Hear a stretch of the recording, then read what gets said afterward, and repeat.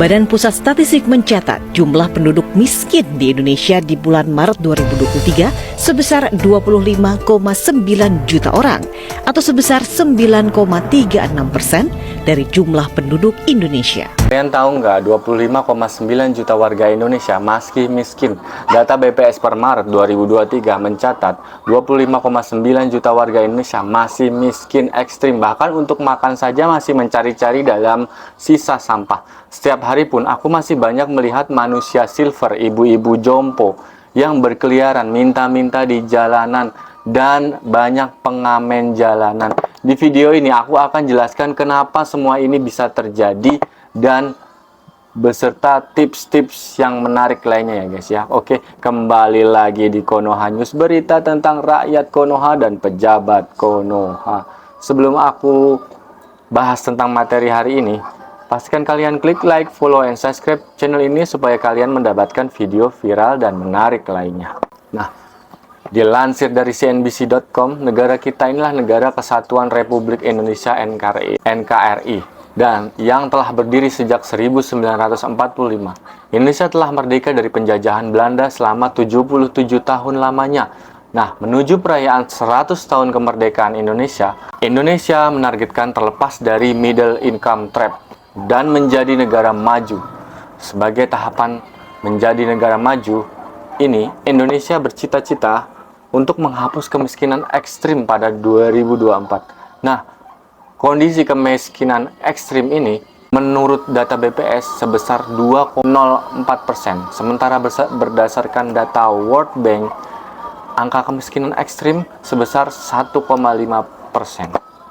Nah, di sini aku akan paparkan kebiasaan warga Indonesia yang membuat kita tidak bisa keluar dari zona kemiskinan. Nah, di sini aku ada 10 poin. Poin adalah yang pertama adalah bergaul dengan orang yang salah atau bergaul dengan orang-orang yang toksik yang tidak membawa kemajuan untuk diri kita sendiri. Nah, berteman memang boleh dengan siapa saja, namun ada sebaiknya selektif memilih dengan siapa Anda menjalin relasi dan menghabiskan banyak waktu bersama teman guys.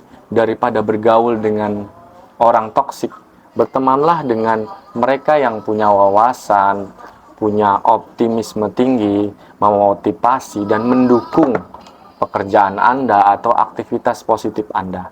Nah, dalam hidup itu Anda hanya akan sukses jika Anda mengelilingi diri dengan orang-orang yang tepat. Kalau kata Thomas Corley dalam bukunya Change Your Habits. Nah, atau Change Your Life. Strategies that Transform 77 Average People into Self-Made Millionaire. Itu bukunya guys. Nah, di sekitar kita bahwa masih banyak orang-orang yang berteman dan gak memberikan dampak positif kepada kita. Nah, jadi circle itu menentukan masa depan kita guys. Dan itu aku rasakan sendiri ketika aku bergaul dengan orang soleh. Pasti obrolannya ya seputaran hal-hal positif yang diomongin. Lingkungan itu sangat mempengaruhi guys, mempengaruhi pola pikir dan pola bicara kita. Nah, nomor 2 guys, kalau nomor 2 ini motonya selalu pinjam dulu 100 alias suka hutang guys. Nah, seperti yang telah sama-sama kita ketahui, beberapa utang konsumtif itu memiliki bunga yang tinggi. Hal itu bisa membuat kalian semakin jauh dari cita-cita menjadi orang kaya karena utang dapat mengancam finansial kita sendiri. Maksudnya gini guys, jadi kalau kalian utang motor, utang mobil, atau utang yang bunganya tinggi, itu bisa mempengaruhi kesehatan finansial kita. Apabila keranjang keuangan kita cuma satu, itu sangat berbahaya. Apabila punya utang banyak, itu sangat riskan untuk bangkrut ya guys ya. Nah, warga Indonesia itu menurut aku ya, banyak yang belum bisa membedakan mana yang prioritas dan mana yang dibutuhkan. Jadi yang seharusnya nggak butuh mobil, jadi beli mobil karena gengsi atau teman yang punya mobil baru atau tetangga beli mobil baru. Semua pengen show up sukses dengan cara membeli mobil pribadi. Nah, sebenarnya nggak masalah punya mobil jika sudah punya rumah dan rasio utang itu tidak boleh 20% dari penghasilan kita. Kita sudah terlalu mudah untuk utang untuk zaman sekarang, pinjol, pay later, kredit motor, kredit rumah, akhirnya kesulitan di akhir bulan. Untuk apa? Untuk makan. Dan akhirnya apa? Bisikan goib guys, pinjam dulu 100. Nah, kalau kata temen gue mah tekor asal kesohor. Jadi mulai sekarang berusahalah untuk melunasi tiap utang yang berbunga tinggi. Itu minimalkan risikonya. Anda miliki dan usahakan untuk tidak berhutang lagi.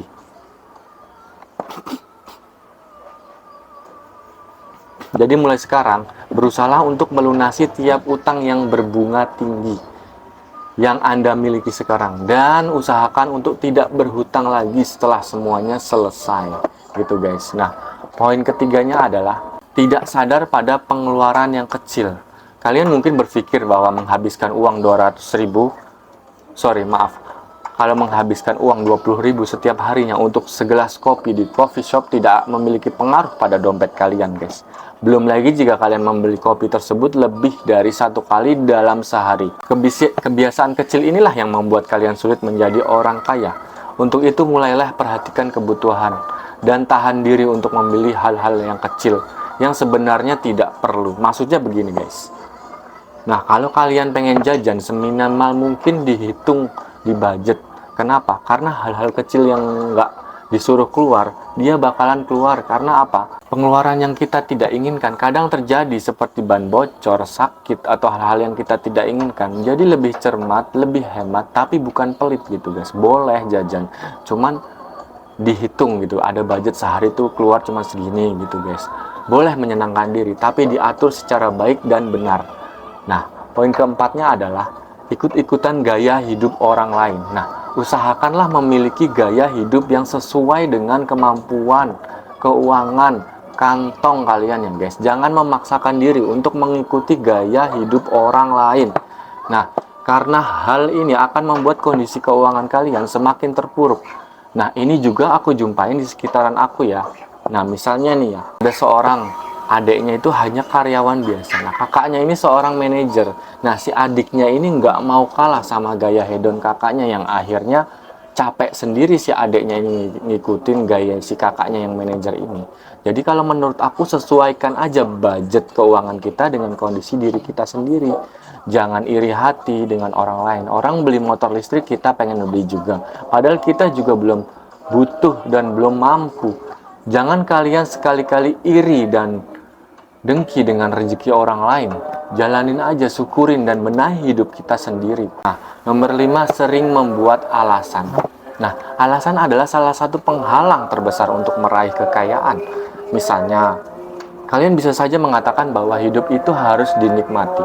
Lalu kalian menjadikan prinsip itu sebagai alasan untuk bersenang-senang dan tidak mengalokasikan sebagian pendapatan Anda untuk ditabung gitu guys, atau diinvestasikan. Nah, jika Anda tidak menghasilkan cukup uang, cari sumber pendapatan lain. Nah, maksudnya gini guys, jangan pernah bergantung dengan satu sumber pendapatan, karena itu akan menyiksa kalian. Ketika keranjang keuangan kalian hilang, kalian akan bingung untuk menghadapi kenyataan hidup ini. Dan apabila kalian punya uang yang cukup, berusahalah untuk menabung dikit demi sedikit untuk keamanan masa depan. Nah, nomor 6 nih ya guys ya, selalu berpikir negatif. Perlu diketahui, orang yang sukses adalah orang yang bisa melihat sisi positif dalam kondisi yang negatif. Hal ini menunjukkan bahwa kalian adalah orang yang optimis dan selalu mau berusaha gitu guys. Biasanya orang yang berpikir negatif akan sulit untuk mencoba hal-hal baru, karena yang dipikirkan adalah resiko terburuknya saja. Mereka jadi tidak berani melangkah. Jadi action juga perlu, pemikiran juga perlu gitu guys. Positive things dulu. Nah, hal ini yang menghambat Anda untuk menjadi orang sukses gitu guys. Nah, 7, malas. Nah, kemalasan ini tidak akan pernah berbuah dengan hal yang baik. Jika Anda mau meraih sesuatu, maka harus mau bekerja dan berusaha keras. Jika hanya bermalas-malasan saja, Anda tidak akan menemukan pintu menuju kesuksesan yang bisa membuat jadi Anda orang kaya atau orang sukses. Nah, gini guys, kadang kita ada rasa malas karena merasa stuck atau gini-gini aja. kita harus kreatif menantang diri kita ke posisi puncak dari diri kita, agar kita bisa tahu sampai mana potensi diri kita bisa digali gitu guys, bisa berkembang, bisa naik kelas gitu guys. Kurangi rasa malas ya guys. Saya sendiri juga kadang malas, tapi saya punya target-target tertentu agar supaya ini berhasil, ini jalan, ini gagal, jadi bangkit lagi gitu guys. Nomor 8, terlalu meratapi kegagalan, terlalu lama meratapi. Nah, pengusaha sukses menjadikan kegagalan sebagai lencana kehormatan. Namun ini tidak berarti mereka menikmati atas ingin gagal. Nah, gagal berbisnis dan kehilangan hampir segalanya ada hal yang menyakitkan. Tetapi kalian tidak boleh berlarut-larut terus menerus memikirkan hal yang gagal gitu guys. Jadi gagal bangkit, gagal bangkit, gagal bangkit. Seperti itu guys. Ambil risiko, dan jika Anda gagal, belajarlah dari kesalahan tersebut dan lanjutkan hidup Anda gitu. Nah, nomor 9, mengabaikan kesehatan dalam hal kesehatan. Gaya hidup yang buruk bisa menyebabkan masalah kesehatan yang berbahaya. Tulis Corley.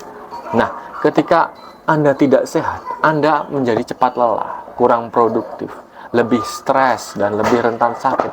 Bagaimana Anda bisa fokus membangun kekayaan jika Anda sakit-sakitan? Jika harus berusaha berjuang mengatasi masalah kesehatan setiap harinya, gitu guys. Jadi jagalah kesehatan Anda sebaik mungkin. Nah, nomor ke-10 adalah tidak memiliki rencana masa depan. Nah, ini juga problem buat saya. Saya juga terus melakukan rencana-rencana agar tidak yang gagal dibangun lagi, gagal bangun lagi gitu guys. Belajar, terus belajar. Artinya kalian jangan membuang banyak kesempatan untuk menjadi orang kaya. Nah, seiring dengan perkembangan zaman, pola garis hidup harus direncanakan sejak jauh-jauh hari untuk menghadapi situasi ekonomi yang tak menentu. Jadi mulai sekarang rencanakan apa yang bakal kalian lakukan di tahun 2024 gitu guys. Nah, setelah kita simak, ini kita akan membahas tentang tips sukses di tahun 2024, dan ini dari pakar dan pengusaha langsung ya guys ya. Nah, kita langsung aja simak videonya di atas. Cara paling cepat untuk jadi kaya justru pakai jalur yang paling lambat. Ini adalah quotes yang dikasih ke saya dari mentor saya waktu sempat saya drop, jatuh di bisnis saya. Dan ceritanya adalah dulu saya itu seorang yang suka lompat-lompat, kejar sukses cepat manapun caranya. Cari shortcut, cari cara untuk akalin sistemnya, dan sering lompat dari usaha A ke B, ke C, ke D karena pengen hasil yang cepat. Untungnya saya ada satu orang mentor, dia sudah usianya 70-an tahun saat itu, dan dia yang bilang ke saya, coba kalau Anda fokus saja salah satu bisnisnya sampai jadi mateng. Masalahnya memang jalur yang paling lambat adalah cara yang paling cepat jadi sukses. Kenapa? Karena Anda cuma perlu kerjakan sekali, hanya perlu dibuatkan sekali, dan akan bertahan seumur hidup, dibanding Anda lompat-lompat ke sini ke sana dan gak pernah dapat satupun yang sustainable, yang tahan jangka panjang. Dan itu kenapa? Nah, setelah kita tonton dan kita simak, ternyata untuk jadi kaya itu harus fokus, disiplin, dan tidak suka loncat-loncat ke hal-hal yang lain. Misalnya kita mengerjakan satu usaha, ya kerjakan itu terus sampai titiknya maksimalnya di mana. Nah, kira-kira sudah jenuh, ya kita baru pindah ke yang lain. Kalau itu usahanya tidak berpotensi untuk maju gitu guys. Jadi fokus di satu hal dulu, baru kalau sudah sedikit bisa menafkahi untuk hidup kita, maju, bisa berkembang sendiri, baru kita pindah ke hal yang lain. Nah, kalau menurut kalian gimana guys? Faktor-faktor tersebut relate nggak dengan kehidupan kemiskinan di Indonesia? Atau kalian punya pendapat lain? Ini semua bahasan aku ambil dari beberapa artikel dan beberapa pendapat pribadi saya sendiri. Kalau menurut kalian gimana? Komen di kolom komentar ya. Follow, like, and subscribe. Bye-bye. Assalamualaikum warahmatullahi wabarakatuh.